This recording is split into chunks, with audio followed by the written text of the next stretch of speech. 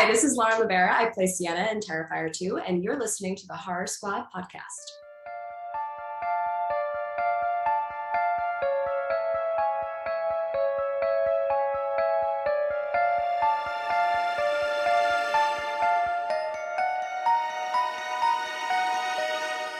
Hello, welcome back to the Horror Squad podcast. This is episode number 251. Tonight we're talking about VHS 99, which is currently out on Shudder.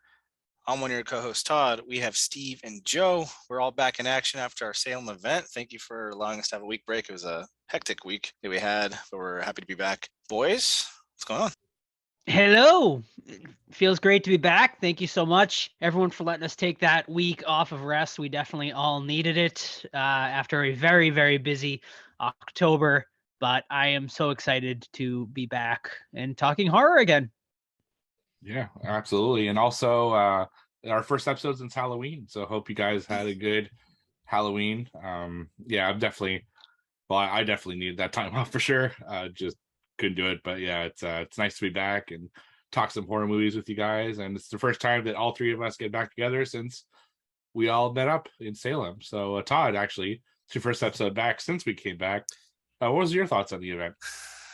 Long story short, since I know you guys talked about it, I probably mirror a lot of what you guys said. Hectic, crowded, but super fucking fun, super fun. It was a very long couple days, but man, it was just like unreal, meeting a lot of cool people, watching Hocus Pocus next to Omri, hosting the Q&A with you guys in front of the crowd, which is fucking amazing. Location scouts with Omri, and that was fun too, because you had a lot of people like, you see the wheels turning in their heads looking at Omri like, is this the fucking guy from Hocus Pocus? As they're at the locations for the movie that they like, they have the actor right next to them. They're like, a lot of people were like, you hear him whispering, is that the guy that played Max? And like, no one was man enough or woman enough to say anything to him. And we're just like giggling. I'm glad it didn't happen because, we'd have a lot of people want to get pictures and we're on a little tight schedule there. But that was super fun. Hanging out with you guys is obviously amazing. That was the first time that's all happened. That was the highlight, obviously, hanging out with you guys. It was cool that we had that sweet event that was like hugely successful for Omri. He had a ton of people come out, but highlight for me personally was hanging out with you guys pretty much nonstop for a couple days. And just amazing event, lots of cool people, and I can't wait for next year. Yeah, it's kind of too bad though, because even though we were all together like nonstop for those 2 days, I feel we also barely got to actually like talk to each other and like really hang out. So that's something that we look forward to when we go to Texas in May, because then we're actually gonna have time to actually just like sit down and chat and not go. It seemed like we had no time to rest at all. It was crazy. It's just always something going on. But it was an amazing weekend for sure. Yep. And Halloween came and went. A little disappointed in the Halloween turnout this year. I don't know if it's just my area, but we're used to like hundreds of kids running out of candy. And this time I was standing around for like, 20 minutes at a time, just in my little Scream costume on my phone, looking at videos, and no trick-or-treaters. So that was a bummer. But still, highlight for me, trick-or-treaters wise, was I told you guys, I had like this group of like 4 10 to 12-year-olds come up to me, and I had my Reagan animatronic. I turned it on and all that crap, and they're like, "Oh, cool, Exorcist." I'm like, "Yeah." And like, "Have you seen the new Halloween?" And we talked about it. And like, did you watch Scream 5? I'm like, "Yeah." And then we were talking about the new Friday the 13th show, and I'm like, these freaking kids like 10 to 12 years old. And then this little girl was like, "It's so nice to meet a fellow fan." I'm like, what? For this little kid? But it was pretty cool. They were like real fans, and I really enjoyed it. So that was my highlight. My Halloween weekend was pretty good overall. Friday we went to the Salem Night Market, which is done by Black Veil Studio. They're the guys, Matt Murray and Ryan Murray. Matt's the one that did all my horror tattoos. So that was awesome. Like, that was amazing. It was done at Pioneer Village, where they filmed the beginning of Hocus Pocus. In the whole like Thackeray Binks scenes and stuff. So that was cool to see. First time we'd actually ever been to Pioneer Village. So that was kind of cool. But they had like a lot of really creepy like characters and stuff like that. If you follow us on our social media, I put some on our Instagram stories and stuff like that. So you might have seen some of the scenes from there. So that was really cool. And then Saturday we went to the big Halloween ball at the Hawthorne Hotel, which was amazing. We were skeletons this year. If you follow me on my social media at Joe's House of Horror, you can see Sam and I's costumes on there. But I think they came out pretty awesome. I thought we looked really cool. There was some amazing costumes. This year's theme was kind of like celebrities who have passed. So I saw a lot of David Bowie costumes and Amy Winehouses and stuff like that. So that was kind of the theme. My favorite costume I saw, though, there were for fans of Stay Tuned, there were people dressed as Wayne and Garth from the Stay Tuned, like the zombie Wayne and Garth character, which was amazing. And then there was a really good Seymour and Audrey costume from Little Shop of Horrors as well. Like the dude looked just like Rick Moranis. It was very impressive. So that was a really, really good time. And then Sunday and Monday, we ended up just chilling. We ended up not going up for Halloween. Sam and I were both feeling under the weather. So we just kind of chilled in, watched horror movies. We watched The Strangers, the original Strangers, which I forgot that movie's only an hour and 15 minutes long. I thought it was longer for some reason, but still holds up. Amazing movie. We watched The Night of the Demons, the original, one of my all-time favorite. I have to watch that every like Halloween season. Hadn't watched it yet, so watched that one as well. And I can't remember what else, but we definitely watched a couple other horror movies, but mainly all classics. So yeah, overall good Halloween. How about you, Steve? I don't want to bum the podcast out, so let's just say my Halloween got canceled by circumstance. It was a rough day. The very quick note of it is my wife wasn't feeling well. We went to the doctor at noon on Halloween day, and the doctor's like, you got to go to emergency like now. So we went to emergency, and she got admitted at 7 a.m. the next day. So that's how long we stayed there. So I just literally spent all of Halloween in the hospital, and then the rest of the week was back and forth. So it was a weird moment where I went home to pick stuff up Halloween like evening, like right before trick-or-treating was about to start. And people know that I'm the Halloween guy, right? It's like my decorations are out and all that stuff. And I was actually bringing my decorations in before Halloween started. And then my neighbors are kind of looking at me like, what the hell's going on? You know? And I guess that's that. It happens, you know, it's just the way life is, but things are better now. So it's all good in the hood. Got to watch a lot of horror movies because I had really nothing else to do. And yeah, so you guys want to get into what watch, since I'm sure all of us got to watch a lot of horror movies lately. Yeah, all of us had plenty of time, right? Right. Here, I'll let you take a break, Steve, because I know you got the cough in you. Joe, do you have any? I do, yeah. Let me just pull them up. Okay, yeah. So first one I have tonight. I actually have a couple that we're probably going to be reviewing on the show, so I'll save those. But I did finally was able to watch Pearl, which I'll be very excited to talk about that once we get into it. And I also watched Smile, which I know a lot of people have been kind of talking about. But I think we're going to be end up covering both of those, so I'll save my thoughts for those for later. All right, so first one I got tonight is I'd call it a horror adjacent type movie, and this one is called Don't Worry, Darling, starring Florence Pugh and also Harry Styles. So this one, I feel like probably the less you know about it going in, probably for the better, but essentially this one is about a housewife. It seems to take place sort of in like the 1950s, 1960-ish. She starts to realize that things in her perfect suburban life may not be exactly as they seem. And I'm just going to leave it at that because, like I said, I think the less you know going into this one, the better. Overall, I did enjoy this one. It was not what I was expecting. It takes a turn and you're either going to go with the twist or you're not. Me, I went with the twist. I definitely thought it was like an interesting twist and I was definitely on board with it. I know a lot of people are not going to be on board with this twist, but I thought it was a pretty unique thing. Florence Pugh far and away makes this movie. Like, she absolutely carries this entire movie. Her performance is absolutely fantastic, and every time she's on the screen, which luckily is like 90% of the movie, I was glued to it. And I will say I think they gave away the twist a little too early, but other than that, I think it's definitely worth a watch.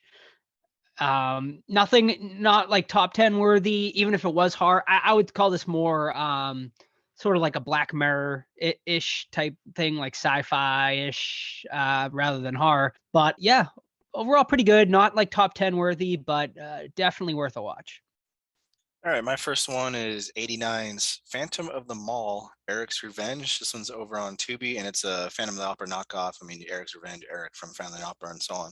It's got Pauly Shore in it. I know that's pretty polarizing. He plays a ice cream salesman guy, and he in this movie is actually the voice of reason, which is kind of strange for Pauly Shore. But overall, it's a 80s slasher set in a mall. You have like the typical bad boy, he shoplifts. You have Pauly Shore, who's kind of the nerdy guy, but he's also the nice guy. You have the hot chick that goes to the mall to get a job. Oh no, but her boyfriend died in a fire a couple years ago. Is this the Phantom of the Mall? Who knows? We'll see. But someone rescues her from an attempted carjacking. Is it her ex-boyfriend? The Phantom of the... I don't know. They televise it like crazy. Overall, though, this movie sucks. Do not watch it. It's terrible. Not a lot of redeeming stuff in it, so I would skip it. That's Phantom of the Mall, Eric's Revenge on Tubi. Yeah, it's weird because it's Pauly Shore before his weasel like persona. Yeah. So he actually talks in a normal voice. Yeah. It's like off-putting to see him in a normal voice. He's in that, normal. like in that old, in that young age too. Yeah. So yeah, it's interesting for sure. My first one is a 2022 film that I watched over on VOD, and that's Old Man. So Old Man almost takes the character Stephen Lang, who you would know from Avatar and Don't Breathe. It's basically the same character as Don't Breathe, but he's not blind. It's like the same voice and the same look and everything. So the story is about... I'm a rapist! Yeah, basically. Like, it's basically the same character. Murderer! So the story all takes place in the confines of a really small cabin where this young guy gets lost in the woods, and he finds this random cabin while he's lost. And it turns out that the cabin is owned by Stephen Lang's character. And the whole movie is about Stephen Lang trying to size up the guy as to why he's there, what his real intentions are. And it's really this like mental chess game between the two of, is he there for nefarious reasons? And also at the same time, is Stephen Lang's character like going to kill him or do something crazy to him? Because he is somewhat welcoming into his cabin. Like, he feeds him and he gives him like, drinks and everything like that. He even gives him his moonshine. But at the same time, he's telling stories that he poisoned people once and that he killed someone who came to his door one time. So it's really this uneasy tension for like an hour and a half of what's really going on here. Who's the bad guy? Who's the good guy? Are they both good guys? Are they both bad guys? And it's an interesting kind of just twists and turns of trying to figure out what's really going on. And it comes up to a surprising, I'd say, ending. However, it's boring. I mean, I'm not gonna lie, it feels like a long movie. It's probably only 90 minutes or so, but there's not much going on. It really just is these two characters talking, and there are very few other characters that come into play, and most of them are just through like dream sequences. So it's actually really just those two characters in that location. And like, I like Stephen Lang a lot, especially in Avatar. I think he could be good, but with that voice and that like persona, it gets annoying after a while. Like, an hour and a half of it is a little bit too long of that like grizzly, tired old man voice and stuff like that. So I wouldn't necessarily recommend it, but it's also not like the worst watch. So that's Old Man on VOD. Very nice. My last one tonight is 2022. Did you guys talk about this one yet? Run, Sweetheart, Run on the show? Not yet, but it's on my watch list. All right. Well, here we go. We can all Let's all talk about let's it all now, I cover it, suppose. Yeah. Right. Well, I'll just go do our mini review here now. This one is a brand new release, just released recently over on Amazon Prime. So this one is about a young girl who is working at a law firm when her boss basically accuses her of double booking a day, for his anniversary and the other one with an important client. He basically says to her, can you take this one with my important client? It'll be a nice, easy night for you. So she decides to take that. She goes on this, I guess you can call it turns into what is a date night, essentially, where her and this guy, kind of hit it off. They end up going back to his house for a drink at the end of the night, where she apparently gets violently attacked. We don't see it per se, but she comes out all bloodied and stuff. And the rest of the movie is her essentially trying to escape the grasp of this guy who seemingly appears everywhere, a la a Jason Voorhees type. But I think I'm going to leave it at that because it does take an interesting bit of a twist where the less you know about this character, probably the better. And I'll leave it at that. Overall, I really was enjoying where this movie was going. I thought the first half was fantastic. And then it just took a nosedive in the second half for me. I thought it got super goofy when it gets to the quote unquote first lady moment of the movie where she goes and visits her. After that, I really lost it with this movie.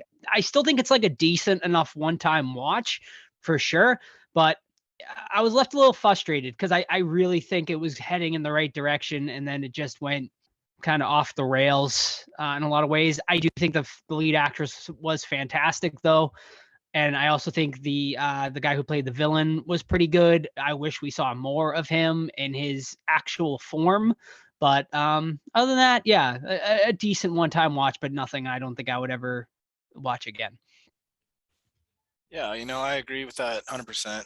I think my rating on Letterboxd is 1 star less than you and Steve's, but well, there's a lot to like, man. I like the lead characters, like you said. The guy is very menacing. The way he has this look about him. The girl's sweet and innocent, but she also tries really hard to be a survivor. So I appreciate that too. She's well played. But then, yeah, it beats you over the head with the whole menstrual cycle thing, and like guys suck thing. And I cannot stand that one character. What was it, First Lady? Is that what she's called?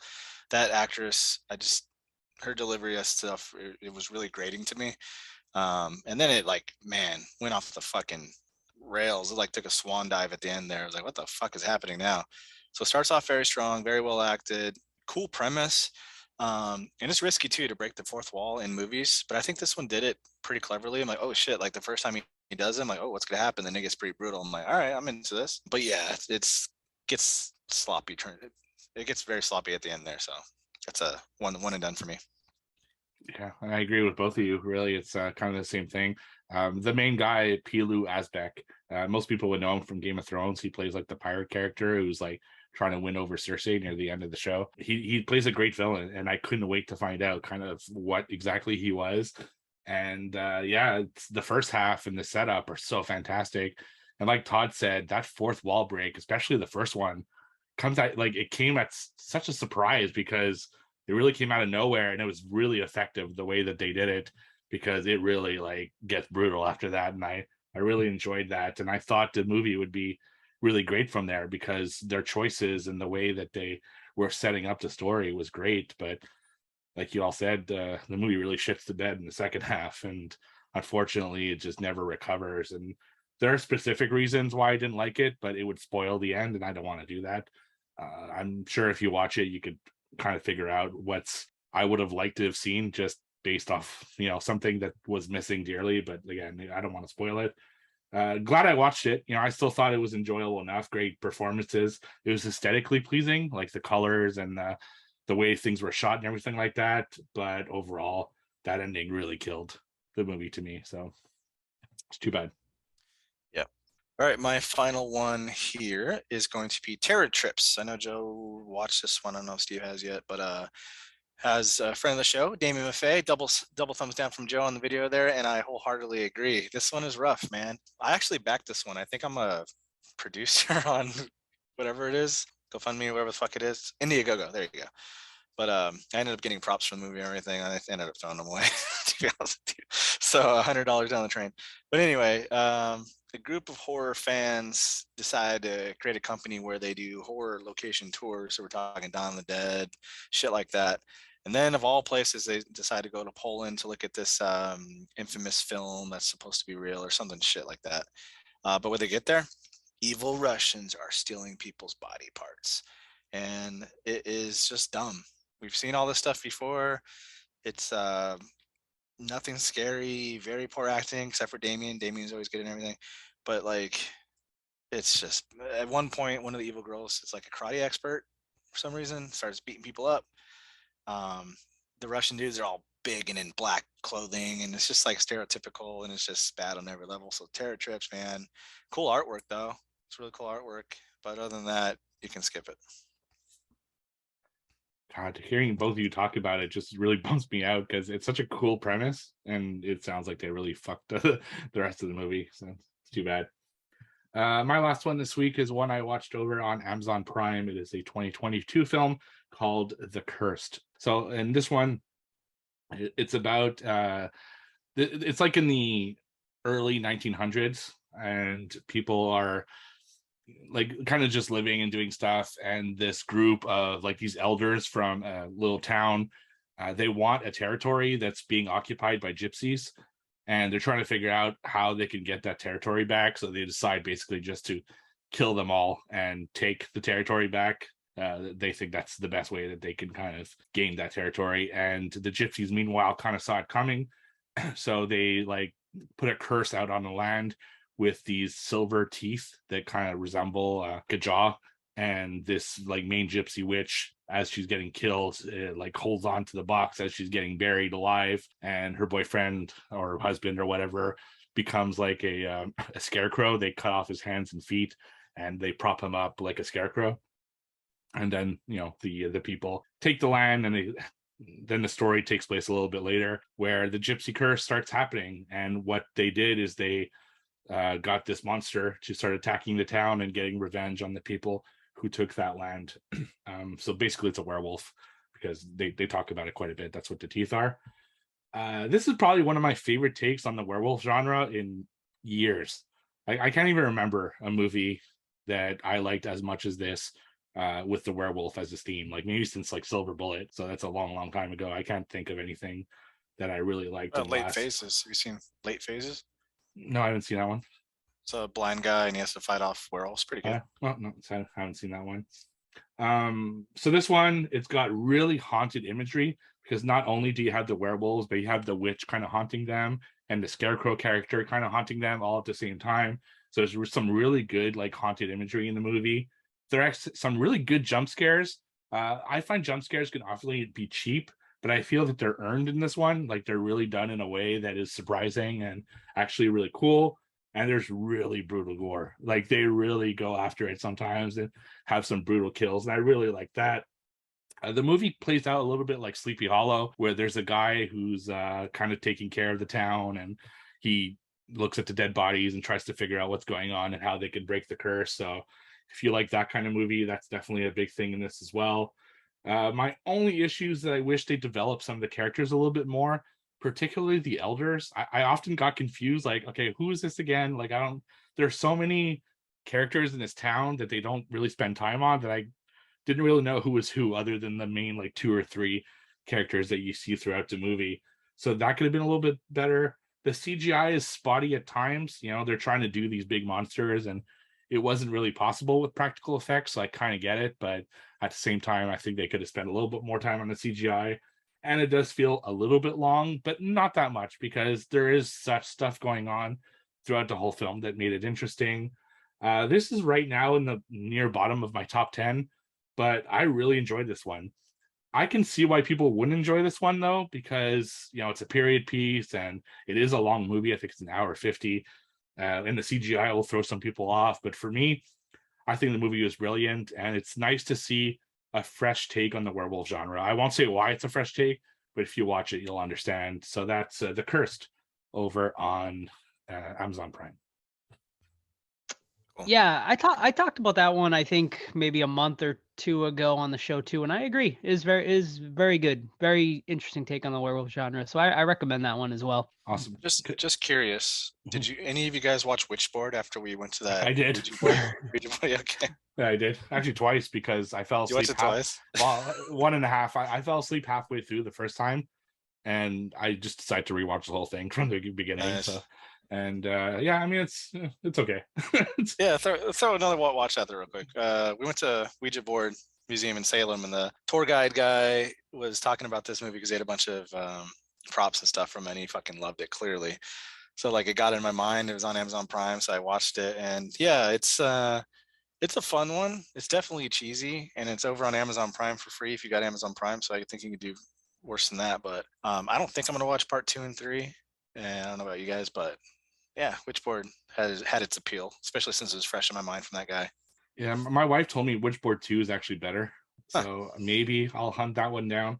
I thought it was okay. I mean, I thought the main villain looked a little goofy, and the medium, like the person that's like bringing the ghosts into the Oh, world, was way too goofy for me. She's yeah. like, I don't know, kind of a special character there. And I wish there were like better kills. I don't know. I feel like it was lacking on the kills a little bit, especially for something from the 80s. So it was okay. Like, I'm glad I watched it. It's something I was surprised I had never seen before. You know, it feels like something I should have watched by now, but glad I got it off the list. And yeah, that museum's fucking awesome though. So you can definitely make your way to Salem. I'd highly recommend it. I have one more if you guys don't Go mind. for it. Yeah. Just because I watched a lot, and this one I do want to talk about. So I also watched on VOD another 2022 film called Fall. So this one, two girls, they're mountain climbing with one of the girls' like husbands, and there's an accident, and he unfortunately dies in the accident while they're mountain climbing. So a year later, one of the friends goes to the girl whose husband died and decides it's a great idea that to conquer her fears and to kind of get over the whole experience, that they should climb this super like high tower. It's one of the highest towers in the world. It's basically just this giant pole in the middle of the desert, and that will kind of help her let go of her fear of having lost her husband in a mountain climb accident, which I don't really get, but it is what it is. So these two girls, they go up this big pole, and they make it all the way to the top, and of course something goes wrong, and the ladder that brings you to the top breaks off in an accident because it was kind of a rusty pole, and now they're stuck like hundreds of feet in the air with no way of communicating because their phones don't work, and it just becomes a way of how can they survive at the top of this pole and try to get information back down to the ground so that they can be rescued. This is one of those like single location survival films, which I've seen quite a bit of over the years. And I gotta say, it's probably one of the better ones that I've seen. For like, it's a really small section on the top of the pole, and there's not really a lot of places to go. But for some reason, they managed to make the best use possible of that little part of the pole to make a good story out of it. And I really enjoyed it. It is a little bit long at times because, like all these single location survival films, I mean, there's not much going on other than them trying to survive on this thing. And there's a pretty interesting twist as well that I actually really enjoyed, and I was surprised by. So, and also Jeffrey Dean Morgan is in it. Not a ton. He plays the dad of one of the characters who's desperately trying to find her. He's not in it a lot, but he's fucking amazing when he is. I love that actor.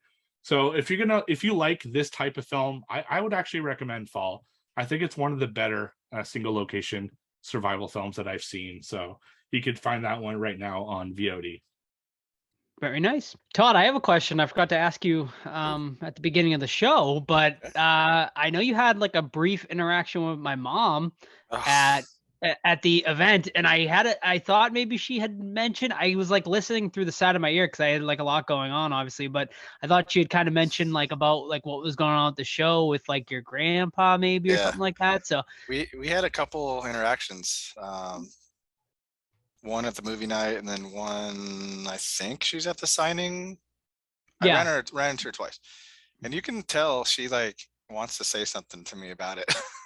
But I don't know, she wants to like freak me out because she kind of looks past me like at something. But no, your mom's fucking your dad's awesome, your mom's awesome, Mike's awesome. But yeah, we talked about about the energy and stuff like that, and a little bit about her experience.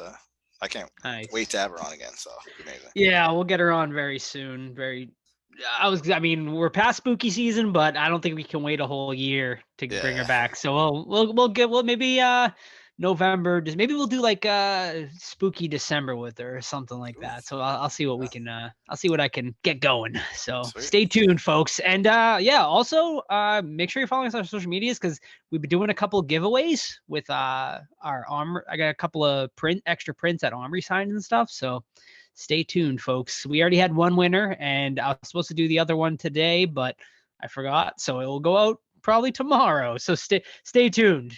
Awesome. And that's tomorrow when this episode's released, or tomorrow 3 days in the past for the people who are listening? 3 days in the past. However, I will keep it going until Saturday. So as long as you listen to this episode within the first couple days of release, you'll be able to get in on the giveaway as well over on our Facebook, Instagram, or Twitter. So follow us there and you'll see it. All right. Awesome. Now, before we get to trivia, it's time. It's that time of the episode again. I know people were really excited last episode for this to come back, but here it is. Deadly Grounds Coffee. Everyone thinks because you're a zombie, you don't know good coffee. Well, they're wrong. There's only one brew that gets my seal of approval. Deadly Grounds Coffee is my guilty pleasure. The aroma is so intoxicating. It brings all of my neighbors out of the woodwork. Deadly Grounds Coffee. Coffee to die for and zombie approved. It's good to get a little deadly. Use the front door! Oh, they're so disgusting. All right, get those trivia brains ready. The current quarterly score is myself in the lead with 7, Joe in second place with 5, Steve with 4. Overall score for the year is myself leading 60 points, Joe in second place 53, Steve in 46. Still got a month and a half and some change there, so let's see what happens. I'll go first. Shake your guys' brains awake here. This one should be easy. So, what was Dracula asking about in the Monster Mash song? Ooh. Christ. Oh, my. Come on, boys. Good Halloween question. What was he Oh, asking? no. about? Yeah, what he was asking about. Oh, man. You sons Trying of to sing it. bitches. I'm trying to sing it in my me head. too. I'm but- like playing it in my head like a recorder, but that's great for a podcast. All right. I don't. Yeah, remember. I don't remember either. Will it happen to the Transylvania twist? Ah, yeah, of course. Come on, guys. All right. Classic. Mhm. All right. I got one here. I got a bunch from Kayla. Did you guys get yours from her? Yeah, I Yes. got a whole list. Okay. Nice. All right, I got it. Cheaters. All right. My first question. Thank you, Kayla, for the question. She sent like 10 pages of questions. So I feel like I'll be using a lot of hers going forward. All right. So the archaeological site in the opening of The Exorcist is Iraq. located where? Correct. Yeah. Got him. I thought you were going for the Thing for some reason, but Iraq's good. All right. Mine also come from Kayla. She sent me a bunch of them, so I really appreciate it. In the Amityville Horror, what was the name of the little girl's red-eyed rodent-like friend? I have no idea. No, but neither you. Daisy. Jim. Yeah, no. So the answer was Jody. Jody. Yeah, that rings a bell. This one's kind of a bullshit question. So I need IMDb to help me out in case you guys pull something out of your asses. Name one character from VHS 99 that isn't named Mabel the Skullbiter. Oh wow. I knew it. uh, I got the names over here. Steve. Looking at Steve. Let me see if there's a Steve. There's no Steve. Get God out of here. damn it. Like name a character in like any character. Name a character. I mean, you can't throw out fucking Bobby. And, well, I guess can you name the fucking directors, but I can't like name a character in the movie. Name any character from this movie that's not Skullbiter, because she's my favorite. Yeah, she was awesome.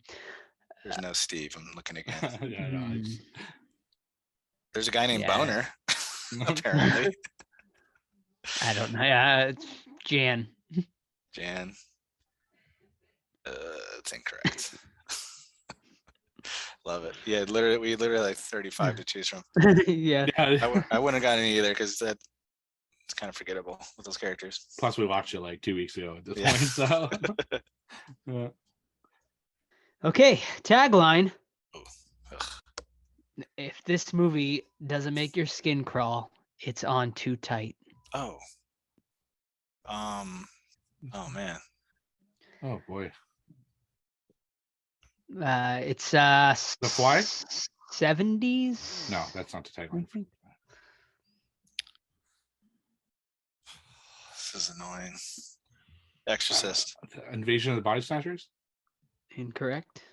I have no idea. All right. Pass. All right. 1974's Black Christmas. terrible tagline for that movie. Yeah, seriously, that doesn't. Make any fucking sense. All right. What finally prompted Larry Talbot to return home to Talbot Castle after a long absence in The Wolfman?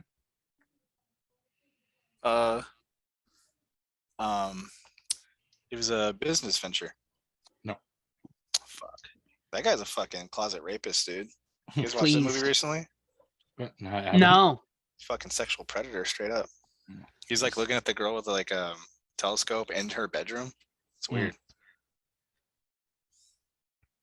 You venture a guess, Joe? Or? No, I don't. No. No. It was because his older brother had died. Okay. Last one. In the original Dawn of the Dead, Ooh. what did another cop say that Willie had done? What did another cop say Oh my God. that Willie had done in the I opening could- scene? I could picture the fucking. Oh my God. I remember the scene. Yeah. Yeah. I mean, we all know he blew the guy's head off, but that's not what I'm talking about. They say a specific thing. I got nothing. All right, I'll give you a hint. Willie's gone. Crazy, but No. it's not. Disappointed. Give up. Yeah, I don't remember. Willie's gone ape shit, man. I even had that in my brain and I Come didn't say it. Yeah. Oh man, yeah, We're struggling tonight. Foggy. yeah. Week off. That's what it does. Right. All right. What is Nancy's address in the original Nightmare on Elm Street? 38. Incorrect. Elm Street. That's correct, but Uh-huh. we need the number, the number as well. I'll try one more after. Go for it. I don't have any. I'm just gonna guess. 1408. You're close, but no. I 1413. have it on an ornament, and I'm trying to remember what. So if you'd asked me like 2 weeks from now when I have my Christmas tree up, I would know. Correct answer is 1428 Elm Ah. Street. Damn it. Mm. Very Yeah. close, Steve. Very close. Thank you, Katie, for the ornament. It almost got me there. That was when I got that one, that her box that she used to have, her mystery box. Oh, I sweet. forget what it was called. But good times. All right. I got that one Well, too, actually. Wasn't that like Hangman or something? I forget. I don't remember. All right. So according to Kayla, so I can't verify this. According I to don't Kayla. know. Or He's implying you're wrong. wherever she got it online. What movie has Tom Savini reportedly cited as his greatest work? Ooh. Greatest work. Let's go Maniac. Wrong. That is an amazing work, though. It's fucking dope. Yeah, His his greatest kill, like work. when he dies in Maniac, is Yeah, dude. fucking amazing. It better not be fucking Night Riders because he's very strange in that one. Are we talking like his directorial or makeup work? It's not director. He only directed 2 films, so it's That's true. yeah. No, it's And his, he doesn't really like Um, Night of the Living Dead, huh? no, he doesn't. No, he doesn't. And the other one was Yeah. what? The Children of the Living Dead. Is that the other thing he I directed? don't think he directed that one. I think that No. was a female who directed that one. I know he starred in that one. Yeah. I don't know. I got a follow-up guess if you're not available. Joe, just throw anything out that he did. Friday the 13th. Day of the Dead. Wrong. You want one more guess, Joe? Sure. Dawn of the Dead. All right. No, I wish, but it's Creep show. actually The Prowler. The Prowler. Oh, Okay. well then. I don't agree. That one's boring. See, sometimes when it's Oh, yourself, you get like. Tom. He's a New weird York cat. Ripper. Did he do New York Ripper? Because that's a good one. He did. Yeah. All right, Stupid tonight. 1 point for everybody. It was me. Brings me up to 8. Joe 5, Steve 4. We all suck tonight. Please forgive us. Sorry. If this is your first time listening, we usually do a lot better. So forgive us. VHS 99? Yes. You want me to do this very brief synopsis and you can Yeah, take over? go ahead. Okay. VHS 99, currently on Shudder. VHS goes to hell. A teenager's home video leads to a series of horrifying revelations. That's it. I said very brief. Yeah, I that's- know, but like I thought there'd be at least a couple lines in there. Jeez. No, that's it. All right, so VHS, of course, part of the famous series. I think there's what 5 or 6 of these right at this point, Something like and so it's an anthology series. We're going to talk about the 5 different stories that they have in the movie. We're going to talk about separately as kind of mini reviews for each one because they are very distinct from each other. And in this one, there isn't really a wraparound, so we don't have to talk about the awful wraparound that they decided to put on it like they did in '94. So the first one, it's called Shredding, and this one is a bunch of teens. They go into this, looks like an abandoned nightclub, and they bring one of their guys there, and it turns out that they're kind of hazing him, and they set up like a play space, like so they can play like their band and their group stuff in the basement of this abandoned place. And as they start playing, these zombie type characters start coming up and killing everybody. I'm not exactly sure why. I don't remember what the connection was between the two, but there's also a lot I can help you with that. I was gonna say there's a lot of fucked up like CKY type videos being interchanged as if the VHS tape had recorded over like people doing like pranks and stunts and stuff like that. So there's a lot of that as well, but that's basically the gist of that first story. Yeah, so basically there was an all-female punk band that performed at this music venue, and there was a terrible electrical fire, and it killed the female band in the electrical fire. So then when they come back to life and wreak havoc, essentially. So that's, why they're involved.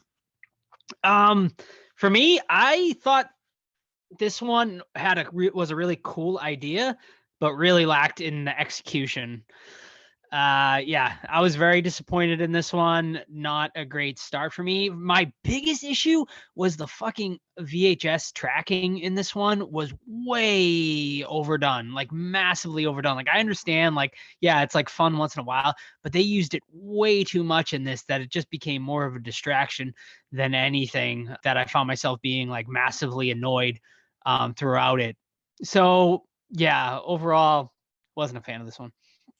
Yeah, this one right off the bat is my weakest of the movie, solely because I hated the characters, man. I hate that mentality of like, let's be edgy and scream at people and video record the reactions. I mean, it started in the '90s, right, with Jackass and CKY and all that. Is that CKY? Whatever. Yeah. And then now it's transforming to YouTube, things like that. But I absolutely hated the cast of characters. The one redeeming guy that they're kind of pranking was okay, but it was just not good. I did like some of the gore. That was really well done, and of course the setting and like the whole thing of like, yeah, these girls were burned on stage and they were trampled to death by their fans. That's a cool concept, but overall, I thought it was just not that good. So easily the weakest of the movie for me. I didn't love it either. I don't think it was the weakest for me personally. I'll save that for a little bit later because I did think the zombies were really cool, and the killing at the end of this segment I thought was really cool.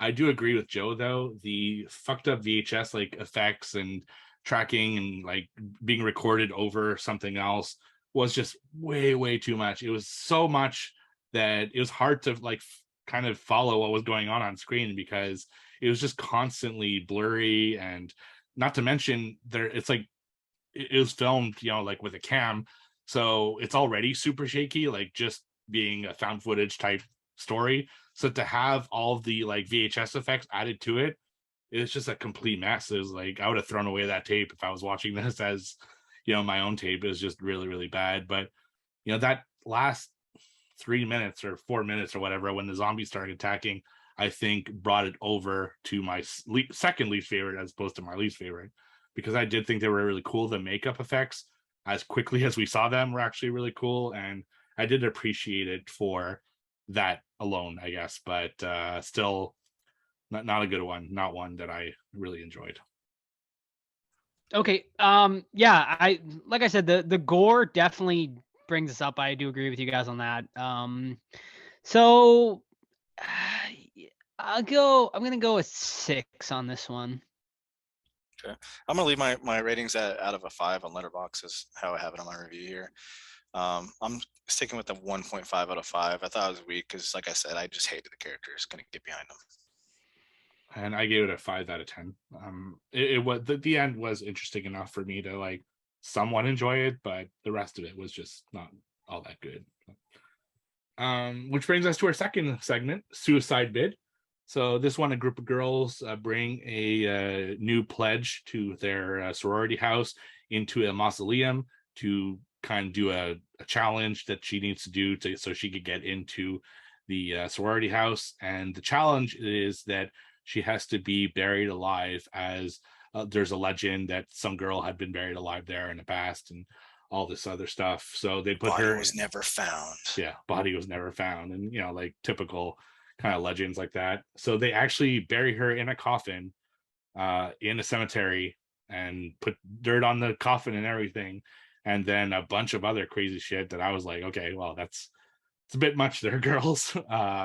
And yeah, that's basically the gist of it, is what happens inside the confines of that coffin. Kind of like the movie Buried with Ryan Reynolds, but in a much shorter segment. So Joe, what do you think of this one? Yeah, I actually really like this one. I thought it was really effective. I just love like confined space stuff like that. Like you said, Ryan Reynolds buried and stuff like that.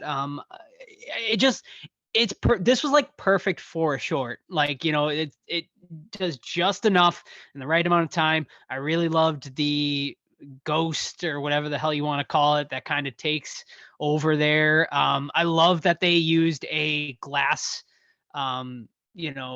see through there for the coffin. It just works so well when you see this creature trying to get into the coffin and stuff. It allows for some really creepy moments and stuff like that. So yeah, I mean, I thought this was definitely one of the better ones of the entire anthology.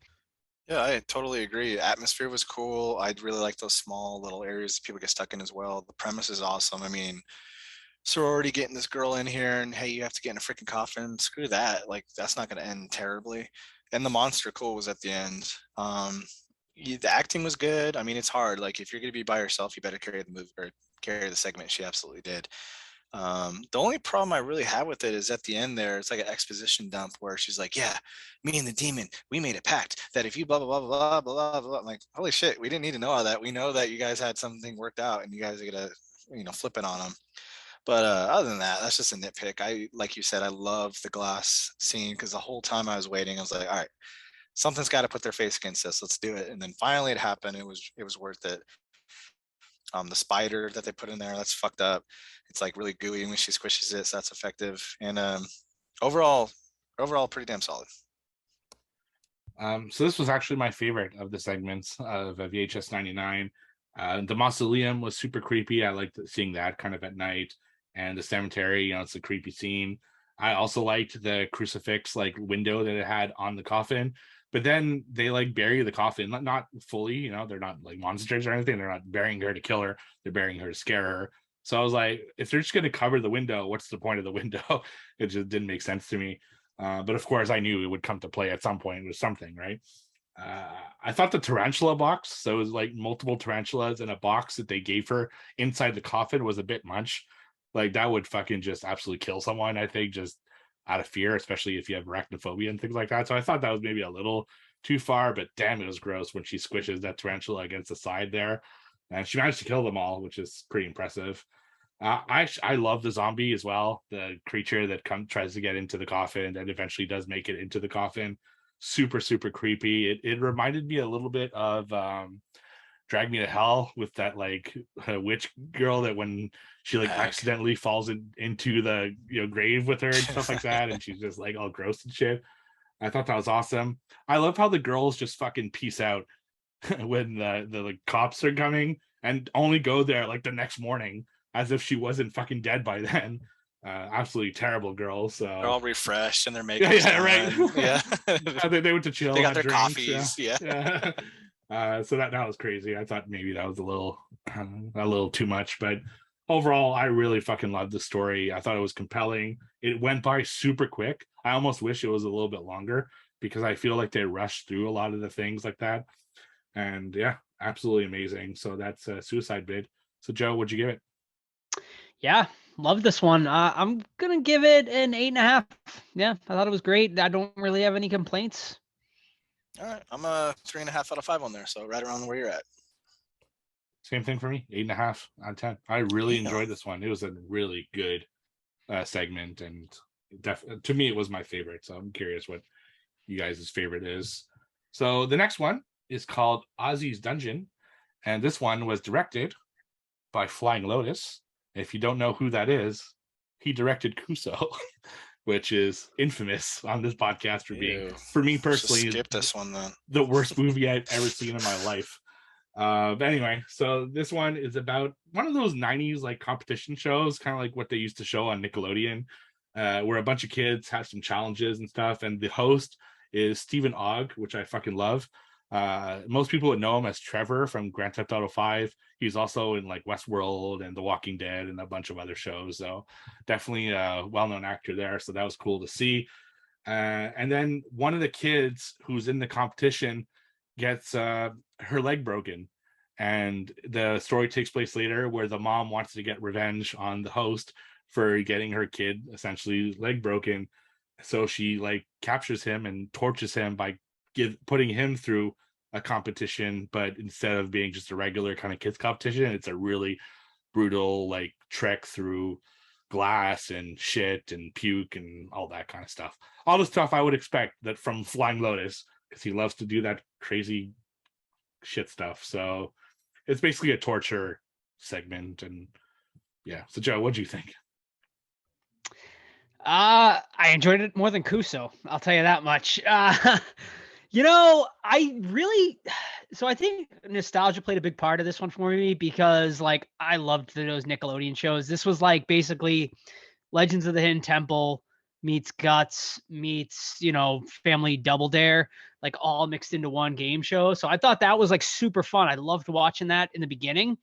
And then like the middle part, it kind of gets weird, and it just, I don't know, it kind of like lost me there. But then the ending I thought was fucking great. Like I don't know why, like I thought the ending was really good. So I really like the beginning and I really like the end, but the whole middle lost me. So I'm kind of like in the in between on this one. Yeah, 100% there with you. Stephen Ogg is great. He's always got a really good energy to him. But yeah, starts off great, ends on like a strange, awesome note. But that middle stuff is fucking weird, man. Like the mom at one point is like, I'm gonna let my boobies out, but it's not in a good way. It's in a weird way. It's like no way. It doesn't make any sense to the story. You know what I mean? She just wants to take her shirt off, like whatever. Um, why is she having revenge on this guy? She says because like she was supposed to be, the daughter was supposed to be like their ticket out, I guess, of like hardship, and she ended up breaking her leg, and it's his fault. Like, okay, whatever. Because like the competition is unwinnable, so she makes him play his own game. But yeah, so all that middle shit really didn't make sense to me and is really boring. But the beginning was cool, the concept's awesome, and the ending is very weird. So I like that. I'm actually differing on this one. So for once, we're not agreeing on this one. I fucking hated this one. I love Stephen Ogg. I think he's an amazing actor, but this was just way too randomly gross for no reason to me. I did like the early like competition stuff. Now I never really watched shows like that. I didn't have Nickelodeon growing up, but I was aware that these shows were like out there. I'd seen like clips of them and stuff, so I didn't have nostalgia for that. But it was cool to see kind of that part of it. But like you guys said, that whole middle part where the woman is torturing Stephen Ogg's character was just so weird and pointless and gross for no reason. It's really typical Flying Lotus stuff, and I really don't like his stuff. So I guess that's part of the reason why this didn't like do anything for me. And I was just confused by the end. I was just like, what the fuck is going on? Just end the shit already. And yeah, I didn't like it. If this had another actor as the host, it would probably be an even lower score. But because I like that guy so much in everything he does, it probably got a little bit of a higher score than it would have otherwise, because I did not enjoy the segment at all. All right, I'm actually gonna change my score here from I'm knocking the first segment down to a 5. I had originally given it a 6, I think, but it's a 5 because it's probably the weakest one. This one I don't know, like I had moments of definitely enjoyment in this one, so I'm gonna give it a 6. Yeah, it's about a 2.5 out of 5 for me, for the strong beginning and end. But that middle, just like it was like chore to get through, and Yeah, just leave it at that. And I give it a 4 out of 10. I like Stephen Ogg. I like the first like 5 minutes, seeing the competition and everything like that. But that was basically the non-horror part of it is what I like the most. In a horror movie, that's not what you want. It's like, I really like the non-horror stuff. The horror stuff, oof, that was shit. So no, 4 out of 10. Did not like this one at all. Next one is Gawkers. So this is basically, if you've seen American Pie, it's a group of friends who convince kind of this loser guy to set up a webcam in their front neighbor's house who they're really attracted to, so that they can catch her kind of changing and seeing her naked. So it's basically like the Shannon Elizabeth scene from American Pie, which by watching this, you realize just how fucking gross and invasive it is. But it was played for comedy in American Pie and played, differently in this. There's not much else to the story than that, other than these guys trying to do that. But of course, the girl is not what she seems, and turns out to be kind of a Medusa type character. So, Joe, what do you think of this one? I thought this one was great overall. I don't think we've ever really seen anything with Medusa like horror-wise, so I thought that was like super unique, and I really dug it. Now, could the Medusa have looked better? Yeah, probably. But this also is like a low-budget indie horror movie, so I was able to go with it. Obviously, like this one plays on young men's fantasies and whatnot. I think all of us kind of like peeked at the girl next door maybe from our windows here and there. So like, I think, that was just like super fun, like definitely had that American Pie type vibe. So I thought that was like super fun throughout. And then, then you get to this Medusa thing at the end, and I thought that was super cool. So yeah, overall, one of my favorites. Yeah, I think this one captured the 90s probably the best of all, because it was with a group of 4 or 5 young 90s boys. And but I didn't take a lot of notes, and I don't remember a lot of it. I wrote down cool premise but bad CGI. So I think her look was a little off. I don't know, I guess forgettable then. That's a bad thing. But I mean, the girl was good looking, the actors were well acted, and it captured the 90s pretty well. So leave it at that. Yeah, they definitely do a good job of making you hate the guys in the story, because on top of doing, trying to get the webcam into the girl's room, without her knowing, they're also trying to get upskirt shots with their like cameras early on in the film, because it starts off with them trying to just be, kind of stupid teens and trying to, get shots, and like it's just gross, and I didn't like that at all. But that's good, because you don't want to root for the characters. That's kind of the whole point of it. And you could tell how bad the kind of geek feels about it near the end. One scene that really made me laugh, and I don't know why. So they keep like staring at the front neighbor from their room, and at one point she gets like a delivery from this young guy, and the delivery man like gives her the package, and then she like talks to her, or like she puts her hand on his shoulder or whatever it is. And then as he's walking back to his truck, when she can't see, he starts doing this fucking super like geeky dance, and I laughed so hard. I don't know why. That moment really got me. But it's like, it's such an easy win for guys, just like the smallest gesture from a hot girl. And I don't know, for some reason it reminded me of like me in the 90s. Not the gross part, but the getting any kind of attention from someone you think is really attractive was always like a good moment and a dance worthy moment. The Medusa thing was really cool. I agree, the CGI of course could have been better. We could chalk it up to it's a 90s film, right? Even though it's not, but yes, it is at the same time. It's cool just to see a Medusa, like Joe said. We don't see a Medusa a lot. I've seen a couple like low budget Tubi films with Medusa, but it's not someone we see often in the mainstream, so that was surprising. I had a feeling it would kind of go like the first ever VHS segment, the Like Me one with I forget her name, but just Hannah Fearman. Yeah, that's right. Thank you. With Hannah Fearman, when she's like kind of a bat vampire type character. So it's cool that they did something different with this. And I like the kills, how they like turn into stone and then kind of like blow off and stuff like that. So I really enjoyed this. This is definitely a good segment, and I enjoyed it. This is the wraparound too, right? Because don't they interrupt him, the kid? Yeah, playing with his action figures. Yeah, because the movie opens with them playing like the kid is playing with his GI Joe Yeah. figures, and it's super fucking random. And then it finally comes in. So quote unquote, I guess the wraparound, but it never wraps Never around goes any anywhere. of the other stories. But yeah, so overall, I like this one. I'm gonna give it an 8. All right, I'm gonna 3.5 out of 5. I'll be that guy and stick with the out of 5 score tonight and be weird. But yeah, 3.5 out of 5 because it remind me of the 90s a lot, hanging out with your friends, just being stupid, not obviously looking up girl skirts and stuff, but just bullshitting. I give it a 7 out of 10. I enjoyed it. It wasn't the best thing ever, but it was still an enjoyable story overall.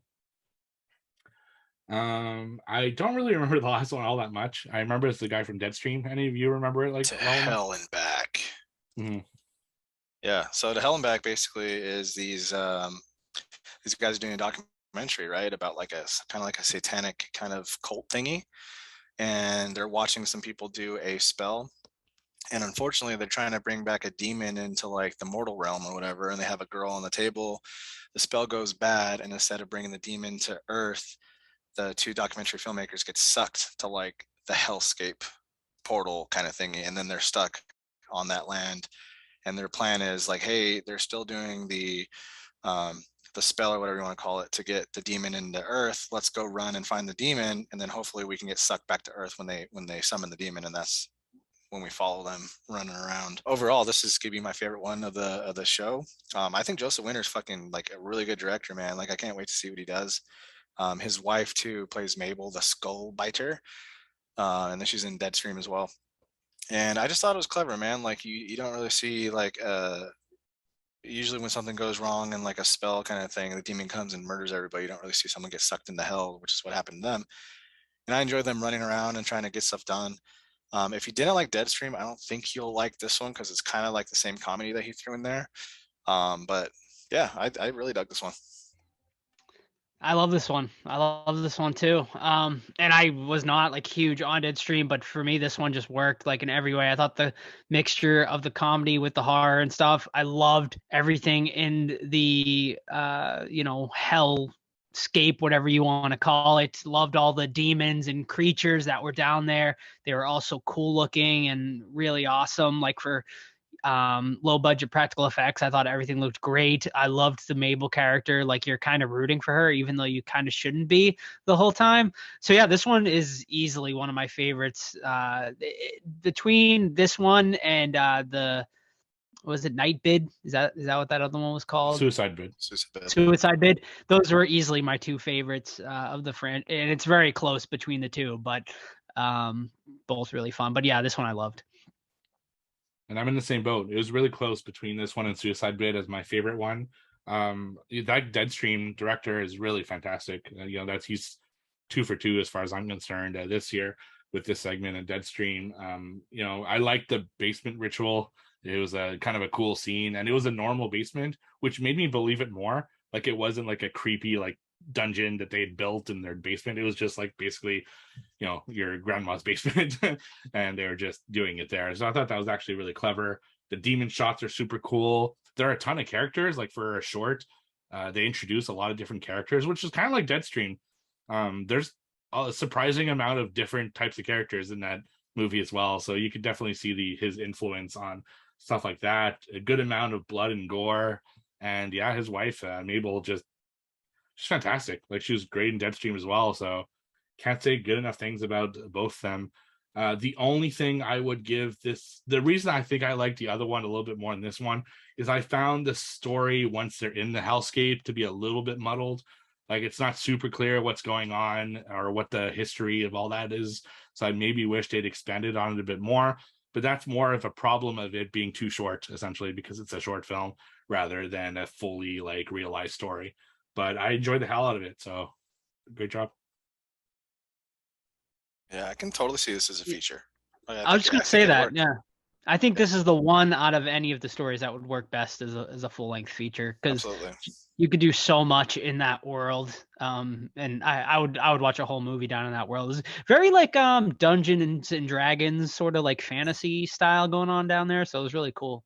Yeah. It kind of reminded me of Mortal Kombat, the 94 movie when they go to Outworld. It's like, yeah, it's really cool, and just see like a hellscape and how the characters have to survive on their terms, which is we don't see that a lot, surprisingly, right? So, or it was a Highway to Hell that I talked about earlier this year. It was kind of the same I thing. almost watched that the other day too. You gotta check it out. I know. It's a cool one. Yeah, I mean, not enough hellscapes in horror movies. We need more of that. No, yeah, absolutely. Actually, so yeah, Stay Tuned is kind of like that you talked about before. Yeah, it is. Stay Tuned is about him going into different hellscapes. Now, some of them are less hellish than others, but yeah, it's a good one as well. So yeah, they should definitely bring back, and I hope he does do this as a full length feature. I think he's got the talent for it, and it'd be fucking awesome. Yeah, are they supposed to be remaking Stay Tuned? Like, speaking of that movie, I heard that, but I don't know. Like, it's one that should be remade. The fucking concept is brilliant. I'm surprised it is brilliant. I remade it by this point, but yeah. All right. Yeah, so definitely one of my favorites. I give it the same as the Suicide Bid at an 8.5. I'm at a 4.5 out of 5 or a 9 out of 10. So easily my favorite one. And I guess we'll break them down after Stevie goes. And I'm at an 8 out of 10. I really enjoyed this one. It's a good one. So, yeah. All right, where do you rank the 5 features followed by your total overall score for it? All Joseph. right. Oh, am I so going like worst to best? Yeah. All right. Yeah. So going from worst to best for the VHS series, starting with my worst, I'm going with Shredding, followed by Ozzy's Dungeon, and then Gawkers, To Hell and Back, and Suicide Bid. Honestly, though, To Hell and Back and Suicide Bid could flip one way or the other. They're that close to me. As a whole, the movie as a whole, I give it a 7.5 out of 10. I think it's one of the best VHS movies we've had in a long time. It's, far and away better than 94 was, and better than Viral, which were the last two I believe we had. So definitely the best, probably since, I can't remember VHS 3 that much, but I feel like it's probably the best since part 2. So yeah, I really enjoyed this one. Definitely has a couple of weak ones, but for the most part, I think all 5 of them are very watchable. So 7.5 out of 10 for me. And I'm 100% where Joe rated his. However, Hell and Back and Suicide Bid being second place to Hell and Back's first are a little bit further apart. So Hell and Back is like if we wanted to put on a grading scale, an A+, and Suicide Bid would be A-. So a little bit further apart on that.